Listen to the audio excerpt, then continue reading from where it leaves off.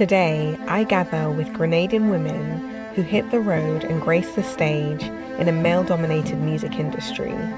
They share how they cope with criticism, cyberbullying, and a world where keyboard warriors without mercy threaten their cultural expression and inhibitions.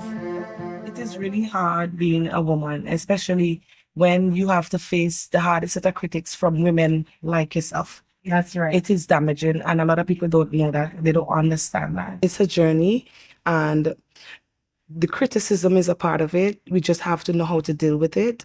And for me, I never let it be a big part of me, because at the end of the day, when I go to do music, I go to do what I love. Some people, they try to bring you down as a person. They try to kill your confidence. They try to break your courage. And these are the things that we need to not pay much attention to. If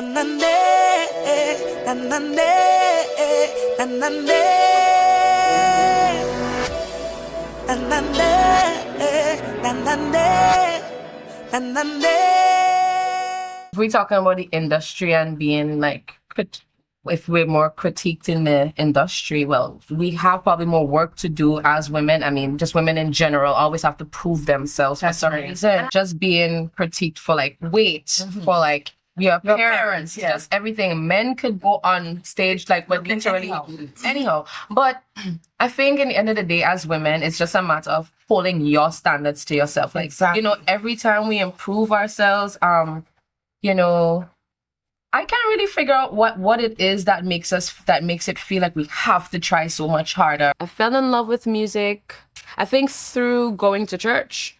You know, I mean, in the church that I went through, there were Seventh-day Adventists, and they would harmonize. And even when we would worship at home, it was just harmonies. And I would always be like jumping into people's harmonies, never know how to keep my own. I was always kind of like in the thing, like in the mix. Like, I remember getting in trouble because my friend and I would be sitting down trying to write a song in class and always singing. I think I was always known for that.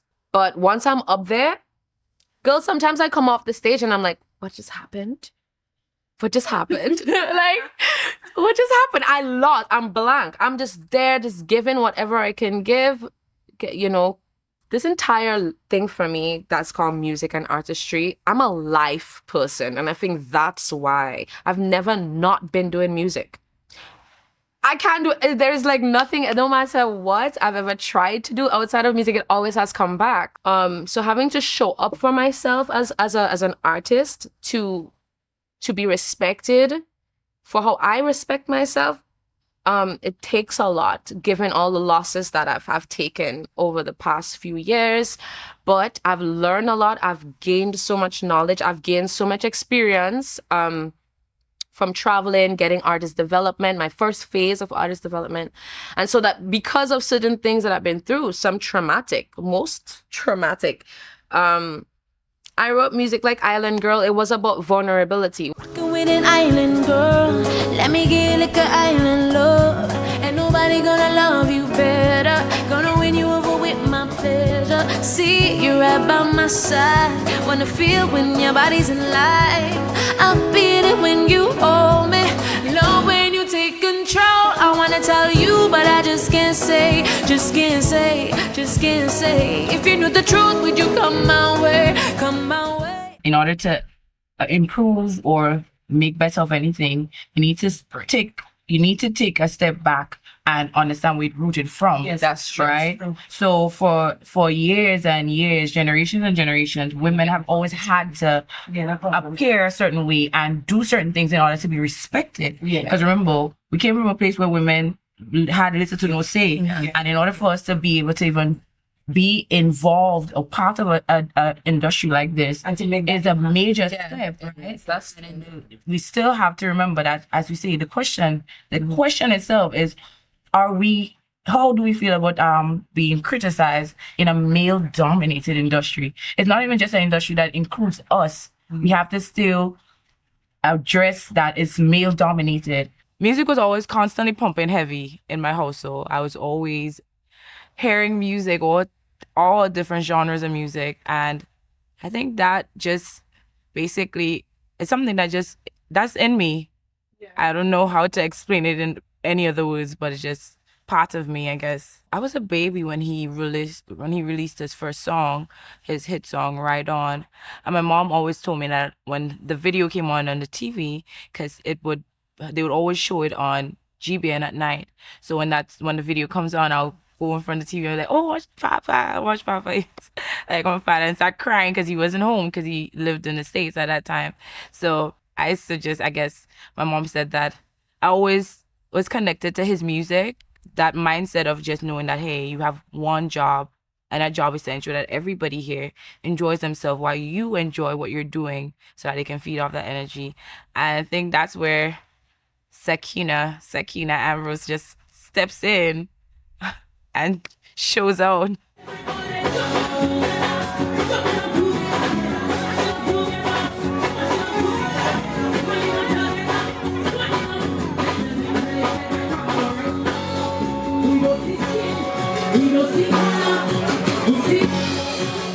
I want to see equality around men and women.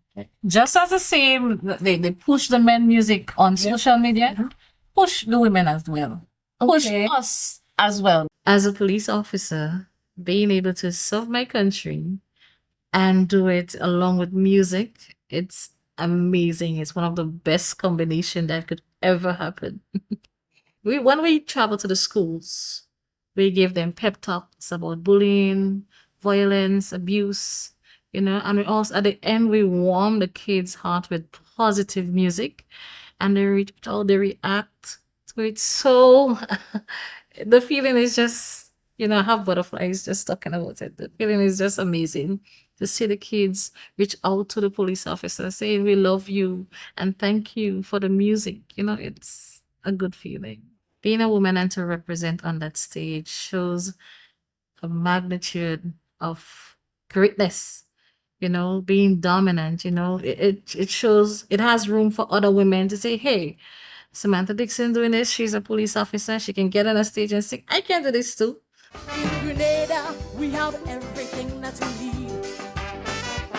And anything we do with satisfaction guaranteed. Now we have to pave the way to save the next generation. Let's involve the youths to help us build our nation. It really took having people around me who believe that, hey, you could really do this. As a matter of fact, you're doing this. It's really you just believing that and seeing that you are doing this. You're breaking the walls, shattering the glass ceiling. Yeah. Literally taking some big stone and just heaving it up and run off so the glass don't fall on you. But you are definitely shattering the glass ceiling. And once we could understand that this is all that we need to do and not just do it and step away from the room to hoping that somebody come and clean up the glass. You clean up that glass because there's never going to be another glass ceiling. Yeah. We're going into that room there and it's going to be a nice hardwood or something roof ceiling, nice and pretty, nice chandelier and everything. The room is going to fit us. Yeah. And we're not going to try to fit the room.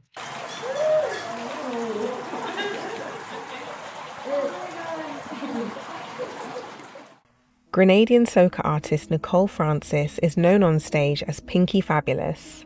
Her hit song, Take Horn, soared in popularity, landing her a coveted spot in the 2022 Soca Monarch Finals, making her the sole female performer out of 11 male finalists. On every stage, Pinky promotes female empowerment and the importance of women supporting each other. I couldn't wait to sit down with her at Silver Sands for a chat about why she's so passionate about advocating for women, supporting women. The song just came out with a bang. And up until this day, I still want somebody to pinch me or wring my skin because it's like a dream come true. You've been knocking, Pinky Fabulous been knocking at that door for years. Sitting by the side there with a CD begging, give me a little blind, I just want to be heard. Take on and stay quiet. You're getting on like you in a damn riot. Take on and stay quiet. You're getting on like you in a damn riot. When you talk about horn, because that is our Grenadian slang, that is the way we say it, horn. In other countries, some people would say cheat, some people would say but in a different country, because we all have our unique way and slang how we speak. So horn in Grenada is when you cheat. When you're dating, you're seeing somebody else besides your main chick. You're cheating on your woman. You're cheating on your man. You're having an affair. It's an entanglement, right? So that's the way to put it. Yeah, I experienced Hon before in my life. I gave Hon already in my lifetime. Yeah, but the song has nothing to do with a life experience or speaking about anyone's life. The song was actually written by another artist, and he reached out to me to sing that song because he thinks, based on my personality, based on the energy that I provide on stage in my performance, I will be the female to handle that song. No, that artist is Mandela Links. I want to big him up, of course, for reaching out to me with that song. I also want to big up Stupid Dog Production. That's a young upcoming producer. I want to big up Power. I want to big up Lavaman and my husband and the entire family and anyone that supported me. I could remember years ago when people were saying a lot of stuff. She's a woman. Why is she wearing this? Why is she gyrating? So you would get those things. And it reached a point where I decided, you know what, for me to continue this journey, I'm not going to read any comments. When I done perform, that's it. I'm gone and it's home. And the thing about it, what makes it, really good for me now is that my husband understands the business that I'm in. He understands that this is just an act. It's like you being an actress. It's like you have to pretend that you're having sex. It's like you pretending that you're making love to someone, but it's not true. You're just acting. It's for a movie. So I'm out there to perform for the audience. And people say, they complain, the show was boring. She just come up on stage and she ain't do nothing. But then still, they would find some faults to criticize. So you have to understand that in this business, not everyone would like you. And once you reach to that point where you understand the business that you're in and what comes with the business that you're in, then you will be able to continue this journey. When you are a public figure, people never forgets the negative, whether you're a public figure or not. But especially when you're in the spotlight, people are going to always remember something that you did where they feel is like in some way they can get back at you. And this is why when you're getting into stuff like that, being out there in the public, you have to be able to deal with it. You have to have a broad back. You understand what I'm saying? People cannot break my confidence. I know who I am. Beyonce is beautiful. Beyonce has flaws. Beyonce has pimples. Beyonce has stretch marks. She just can afford to pay someone to spray her body down to look perfect in those videos, and people needs to understand that. There's no perfect person. There's no perfect life. Life is about the moment.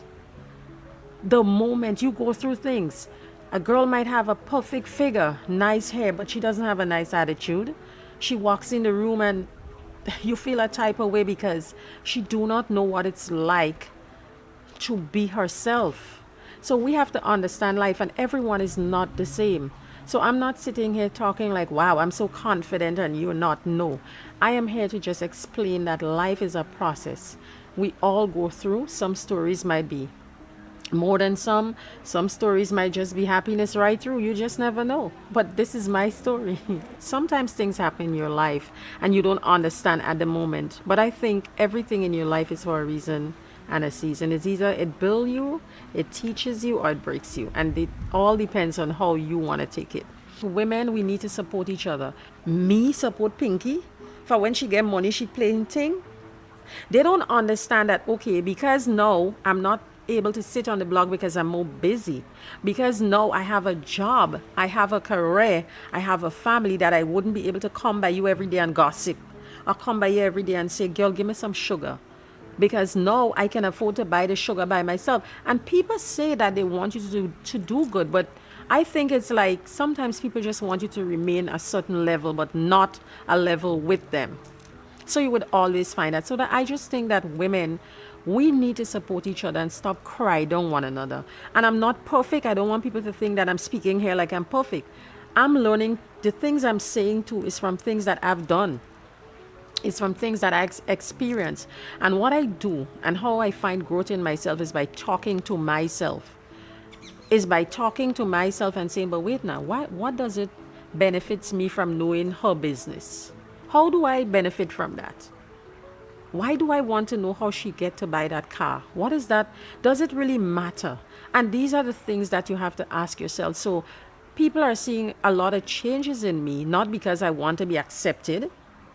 I accept myself. I accept my flaws. Of course you have a broad back, but does it sometimes get to you, and how do you sort of cope with that? It takes a lot to be an entertainer. It takes a lot to be standing in front of all these different people that comes from different household, different upbringing, that leaves home maybe in a bad mood, maybe even get a bad horn before they come to the show, who knows, and stay quiet. And came to that show to decide, well, you see Pinky or the Valley, the Temptress or Chloe, whoever singing tonight, I taking out my rage and I go on that computer and say all kind of things because I find she too confident on stage. Most of the times, the women you see doing that is because they have some sort of insecurity amongst themselves. But we don't want to talk about that. We're here to talk about the positive part of it. Let me tell you how I do it. From the time I reach on that stage and I put on that clothes and I feel like I looking good, well, you could say what you want in front of it. I go in and give you, whether you could say a can wine, a champagne you're getting, whatever you want to call it, but I come in and perform. I've been judgmental before. And that's what I'm saying. My reason here now is to explain these things, to tell you that I'm not perfect. So that you could see yourself as, because I've been labeled as being from Belmont. You're from Belmont? But people have to understand that a place doesn't make you who you are. A person, who you are, has to do with the way that you think, where you're heading in life, your mindset. Because you could be from a certain area where there's a high name or whatever, how we look at it. You could be Mr. this, daughter, but how do you think? What kind of person are you? It all has to do with the way that you think, the mindset that you have. And my mindset was that the more people come down on me, it gives me a drive. I have to be somebody. I'm going to show them. And I wasn't doing it for them, but those were the words that would be inside of me. I am somebody. I know I can do this. Because she can't sing. There's any word as can't? Is there any such word as can't? You can do anything that you want to do. Once you put your mind to it, you make your thoughts you make it into energy. You form the energy into reality, and the reality manifests into success. So that is how it comes. So let's go back to before you established as an artist. Like, when did you fall in love with music? Do you remember that moment, or do you remember as a child growing up listening to music and performing? I always felt like I was somewhat important. I always had that way about me, even as a little child growing up, People in my community would tell you that, I used to dress up in my mom clothing, and they would say, why you don't wait till you grow up? You think you're big too much. You think you're a big woman. Because I just wanted to be a star. I like fashion. I wanted to dress up. So I would put the two little limes in my, in my chest and, act like a big woman. I don't like to be ordinary. I'm extra. People would say you're so extra. And I like it. I think I dare to be different. Now